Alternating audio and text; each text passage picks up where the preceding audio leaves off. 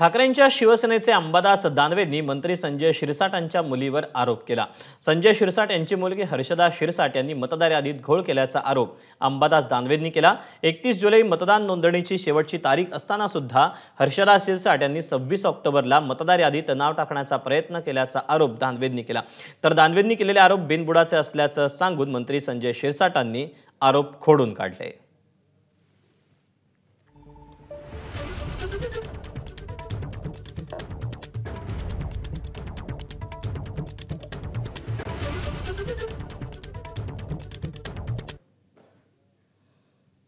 माझ्याकडे आता एक पुरावा आहे। संजय शिरसाटांच्या मुलीचं नाव मतदार यादी डिक्लेअर होण्यानंतर त्यात सहभागी करून घेण्यासाठीचा अर्ज तिच्यावर त्याच्या मुलीचा हे जिल्हा परिषद व पंचायत समिती मतदार यादीमध्ये काही बडे राजकीय व्यक्ती व त्यांचे नातेवाईक यांची मतदार नाव घालण्याची नोंद करण्याचा प्रयत्न करत आहेत। सोबत ऑनलाईन पद्धतीने केलेलं नाव हा अर्ज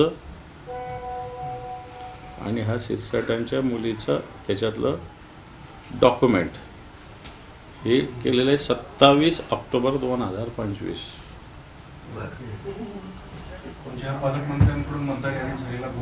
बिलकुल मी कलेक्टरांना या संदर्भात बोललेलो आहे।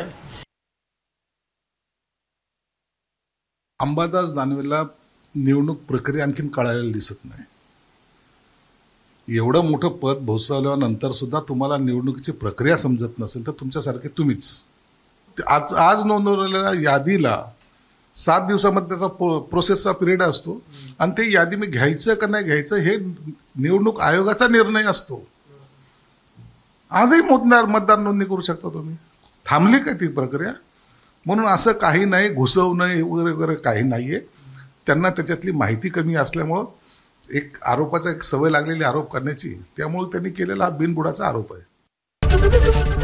एबीपी माझा, उघडा डोळे बघा नीट।